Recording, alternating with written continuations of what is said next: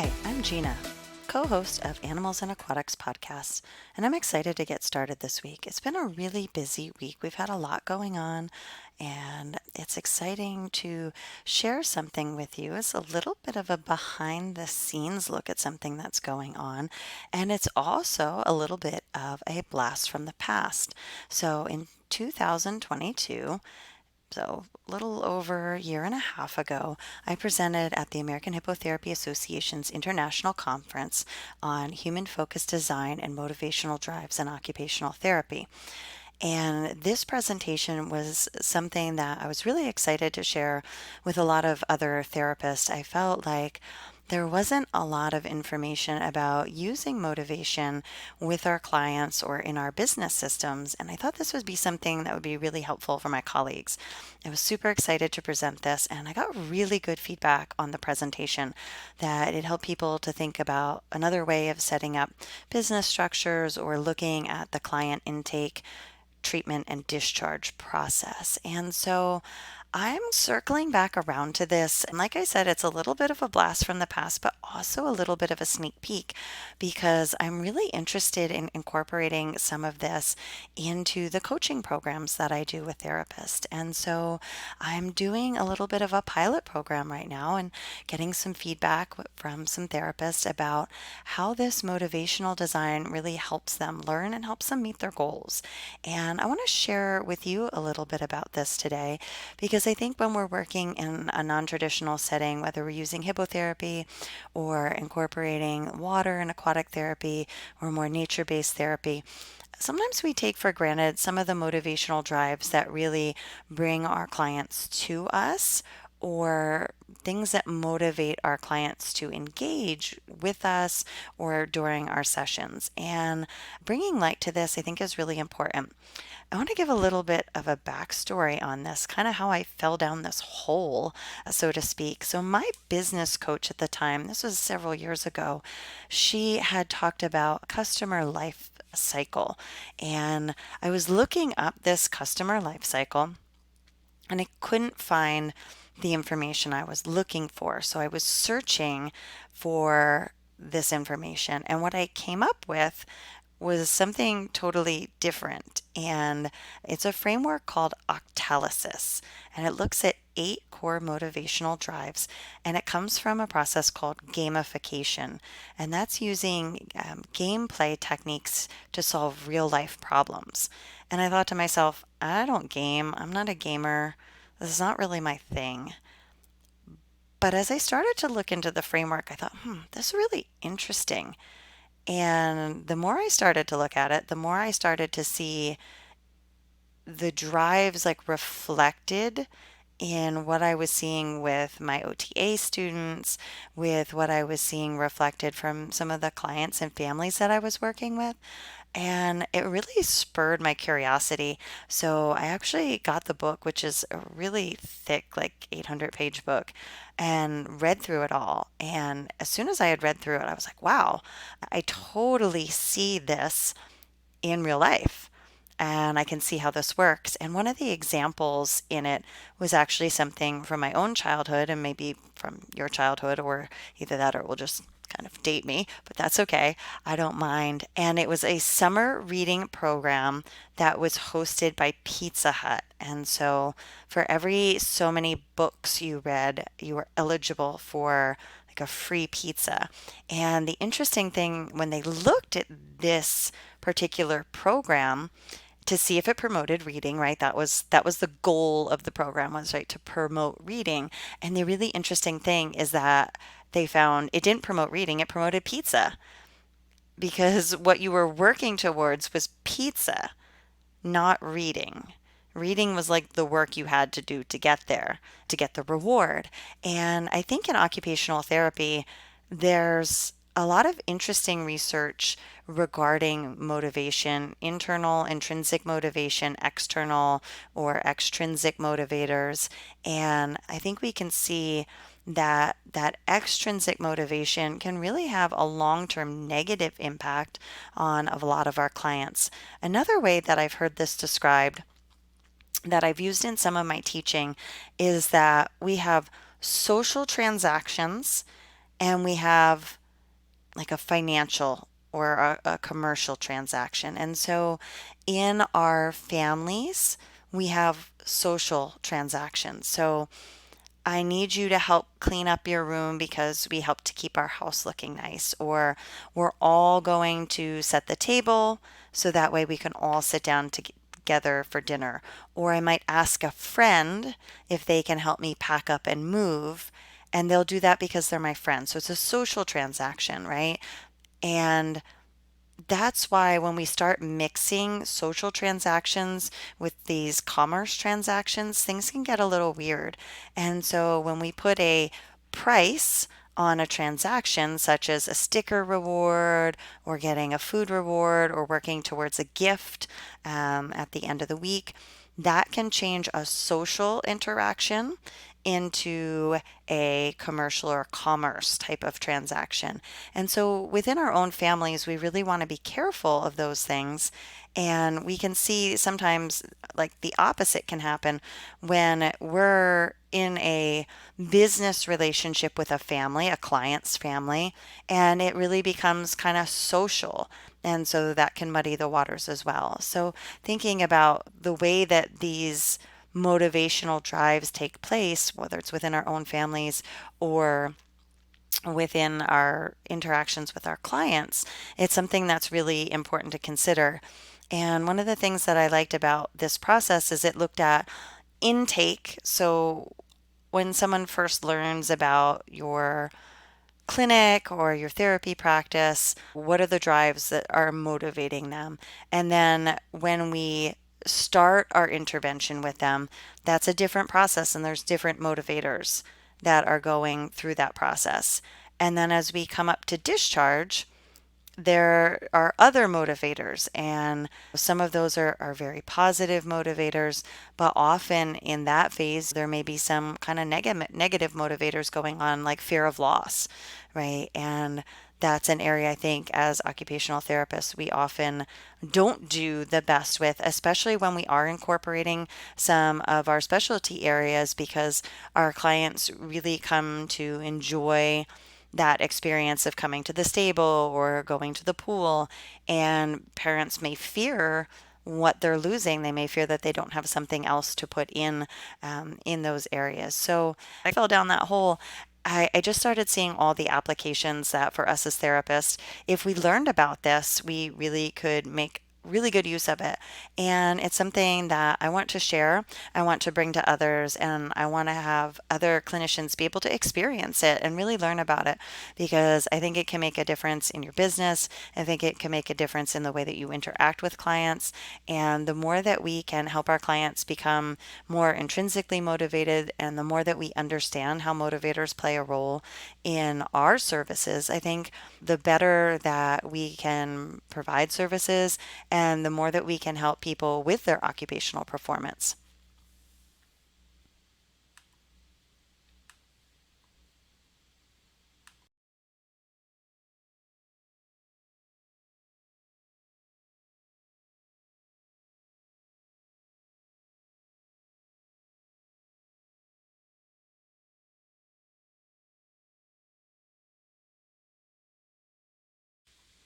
So, to share a little bit from my presentation from the AHA conference, I just want to recap some of the highlights from there. And generally, when I present, it's always about, is there one thing that you can take home? Is there one thing that will really make a difference in your practice? So, from listening today, I hope that you really have one thing that you can take home that you'll be able to use. And when we think about this idea of gamification or being able to use game techniques in real life, we can look at, as occupational therapists, right, playing or game playing, it's characterized by being voluntary in nature, right? Nobody makes you play a game. It has a set of goals or predetermined rules that kind of limit the scope of our activity, right? It gives us directed action. And when we apply these approaches to therapy, and we think about kind of designing either the therapy experience or the therapy in the session, we can really work on triggering these physical and cognitive patterns for treatment, for neurological recovery. And when we think about something like hippotherapy as a tool, like what do you think is motivating about it? Certainly drop me a DM and let me know what you think is motivating about hippotherapy as a tool. What's motivating for you as a therapist? What might be motivating the families that are coming? What is motivating for the clients? Because I think it's a little bit different for all of them. I don't think it's the same when we think about everybody. So, the 8 core drives that I'm just going to touch on, I'm not going to spend a lot of time. I think going into detail in more of these, if you're really interested, is something I could definitely do. But an overview of these is epic meaning and calling, skills and accomplishment, empowerment and creativity, ownership, social influence, unpredictability, scarcity, and avoidance or fear of loss. So, when we think about epic meaning and calling, it's really when we're motivated because we believe we're engaged in something that is bigger than ourselves. And I think this is really true often when parents are coming to us and they're seeking services, right? Because they believe that this is helping their child, right? Is something bigger than themselves. It's something that's really important. With skills and accomplishment, we're often driven by a sense of growth, of a goal, and working towards accomplishing it. So, for me, if we think of something like the hippotherapy clinical specialist exam, right, that's a skill and accomplishment that I can share with others that definitely indicates a certain level of competence.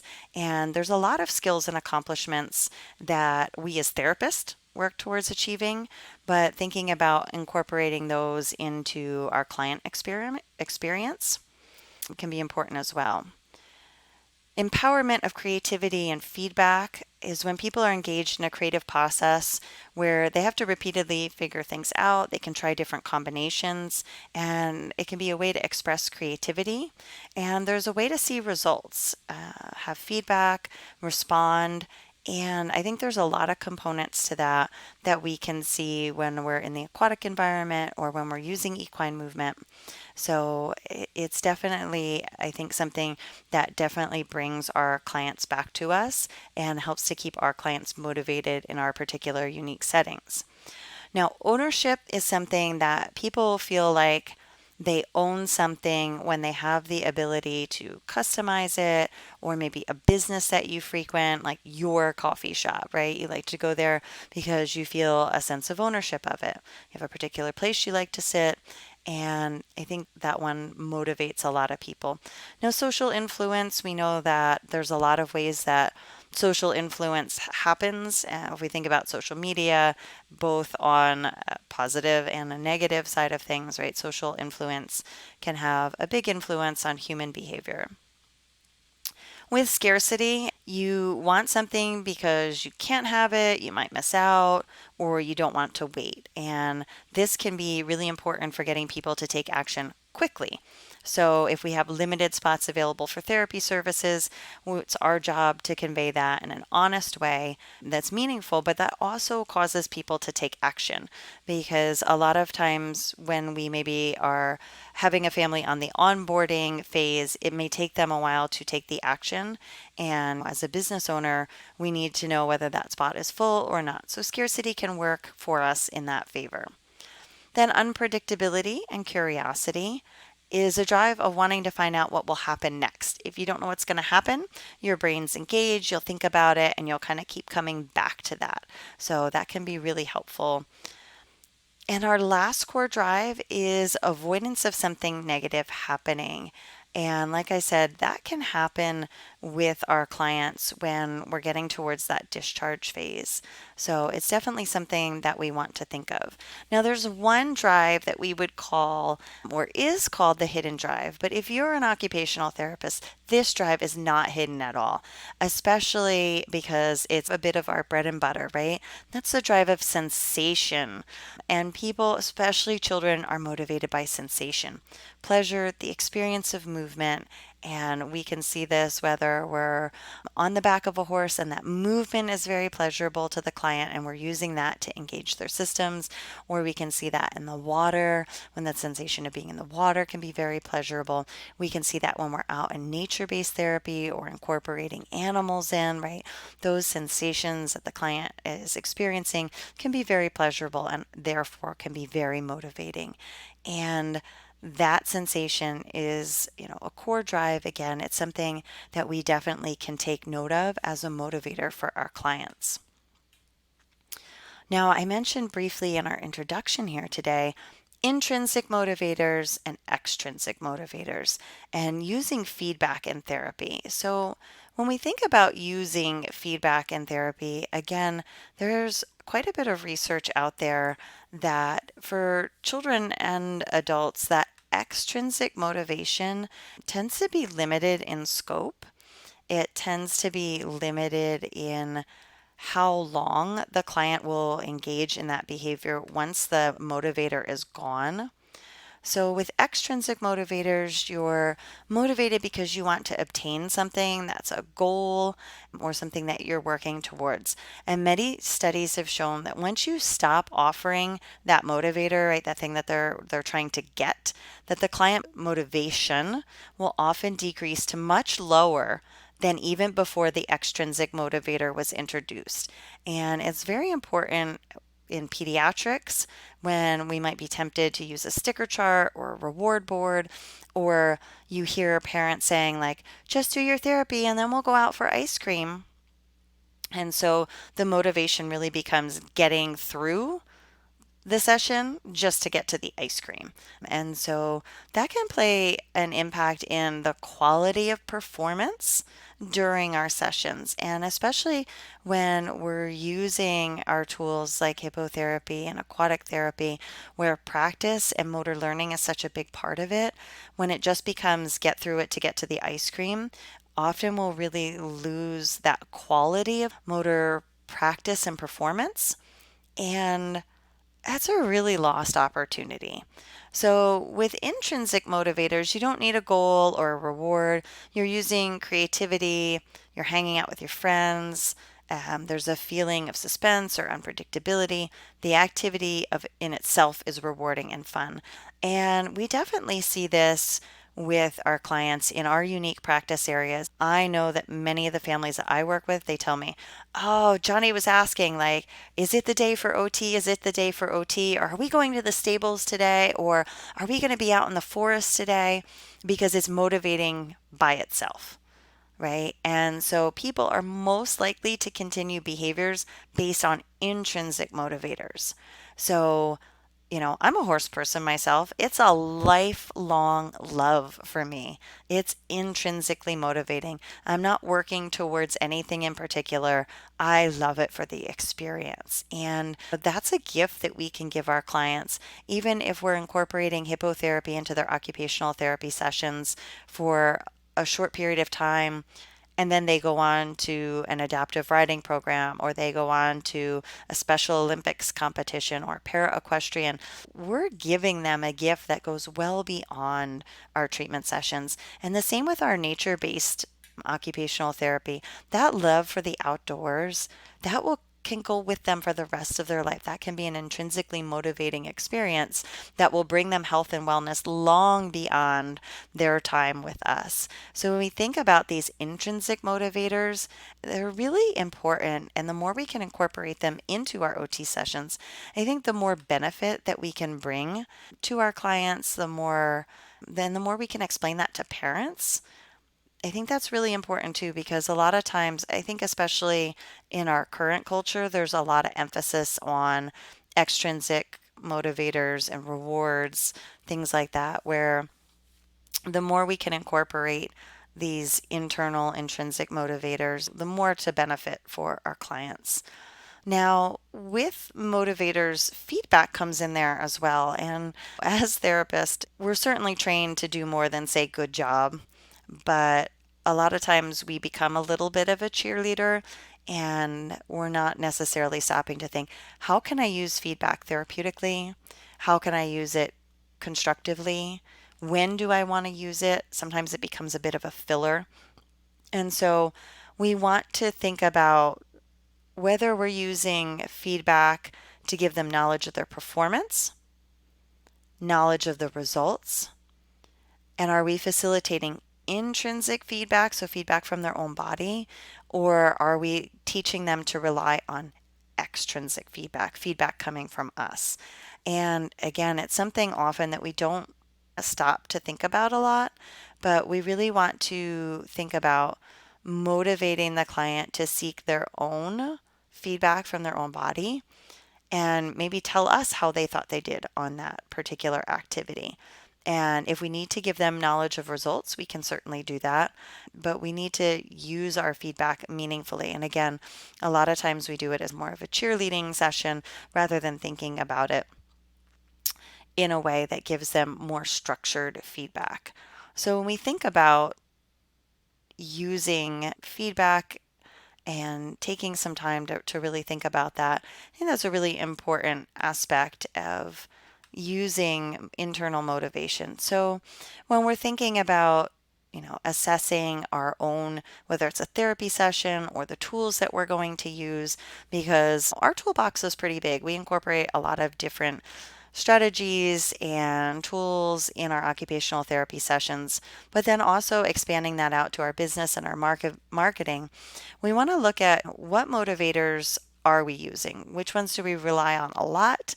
And which ones maybe are we missing in the bigger picture? So, again, to recap this, the 8 core motivators are epic meaning and calling, skills and accomplishment, empowerment of creativity, ownership, social influence, unpredictability and curiosity, scarcity, and avoidance of loss.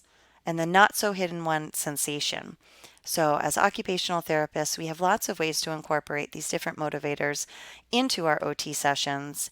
And like I said, a little bit of a look back, a little bit of a sneak peek, but I'm really excited to have taken time to share this with you today. And if you're interested in learning more, certainly let me know. I could definitely do some more detailed training on each of these core motivators, how you can incorporate them into your therapy sessions, whether you're in a unique practice setting like aquatics or hippotherapy, or whether you are in a more traditional setting like a school based or a rehab clinic. Thinking about these applies to all people of all ages. And I think it's such an important thing for us as occupational therapists to start thinking about and incorporating in. So if you have any questions, shoot me a DM or send me a Facebook message. I'd love to hear from you and let me know what you thought of this episode and what you think of learning more about motivators. Thanks for listening.